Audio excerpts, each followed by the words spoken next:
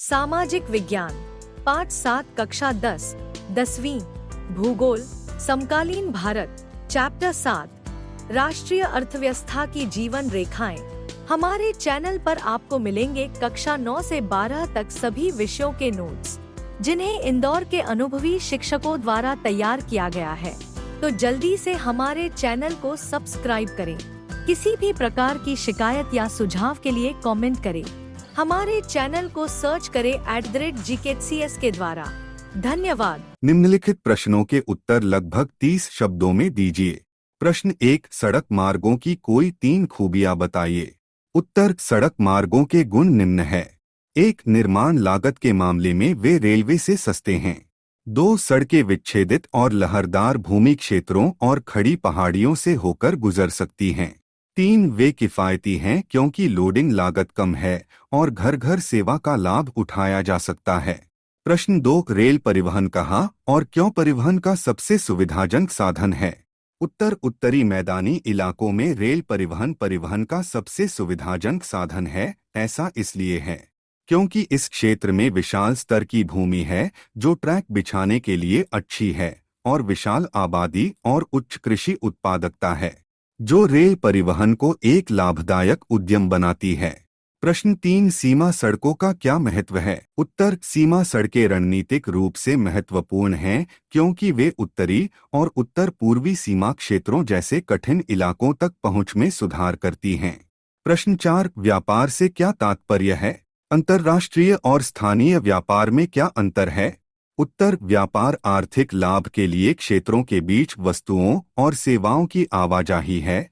2 या 2 से अधिक देशों के बीच होने वाले व्यापार को अंतर्राष्ट्रीय व्यापार कहा जाता है, जबकि एक ही देश के भीतर एक क्षेत्र में होने वाले व्यापार को स्थानीय व्यापार कहा जाता है। निम्नलिखित प्रश्नों के उत्तर लगभग 120 शब्दों में दीजिए। प्रश्न 1, परिवहन और संचार के साधनों को किसी राष्ट्र और उसकी अर्थव्यवस्था की जीवन रेखा। उत्तर, नीचे दिए गए कारणों से परिवहन और संचार के साधनों को किसी राष्ट्र और उसकी अर्थव्यवस्था की जीवन रेखा कहा जाता है। 1, परिवहन और संचार के साधन वस्तुओं और सेवाओं के उत्पादन और संचलन में सहायता करते हैं। 2, परिवहन संचार के विकास में सहायता करता है। संचार के विभिन्न साधन हमें दुनिया के सभी हिस्सों में दूसरों के साथ बातचीत करने में मदद करते हैं। इसने दुनिया को करीब ला दिया है।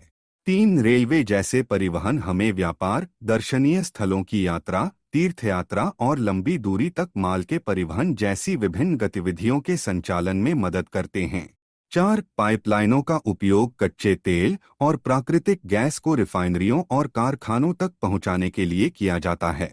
5, जल परिवहन का सबसे सस्ता साधन प्रदान करता है और अंतर्राष्ट्रीय व्यापार के लिए उपयोगी है।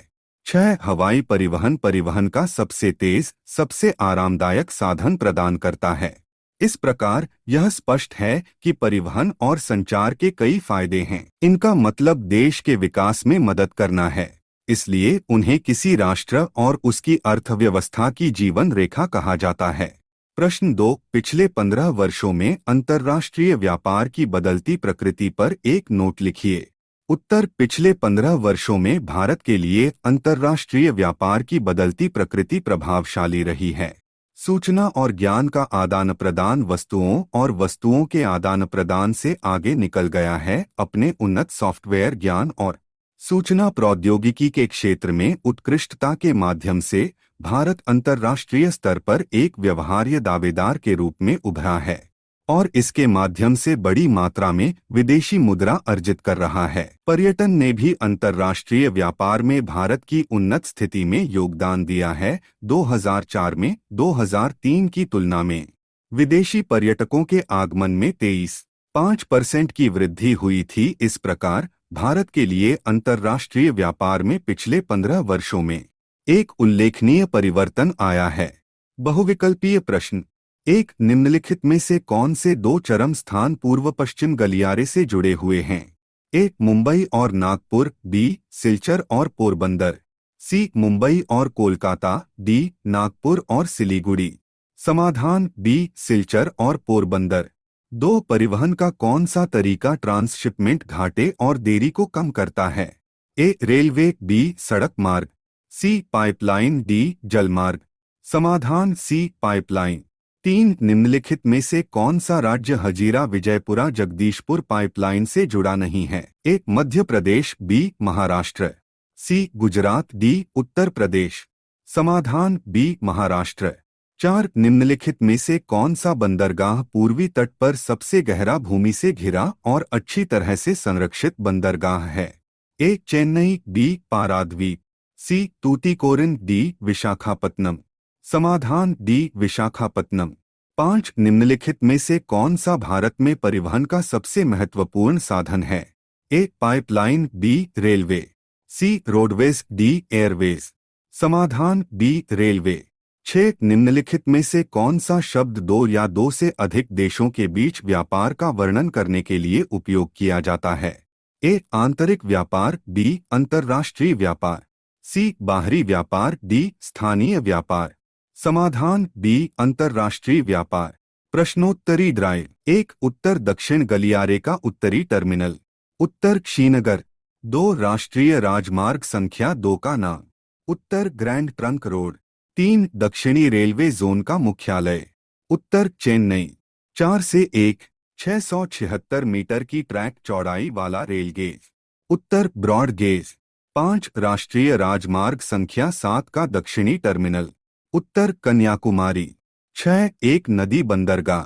उत्तर कोलकाता पोर्ट ट्रस्ट। 7 उत्तरी भारत का सबसे व्यस्त रेलवे जंक्शन। उत्तर मुगलसराय। अभी तक हमारे साथ जुड़े रहने के लिए धन्यवाद। हमारे चैनल पर आपको मिलेंगे कक्षा 9 से 12 तक सभी विषयों के नोट्स, जिन्हें इंदौर के अनुभवी शिक्षकों द्वारा तैयार किया गया है। तो जल्दी से हमारे चैनल को सब्सक्राइब करें। किसी भी प्रकार की शिकायत या सुझाव के लिए कमेंट करें। हमारे चैनल को सर्च करें @GKCS के द्वारा। धन्यवाद।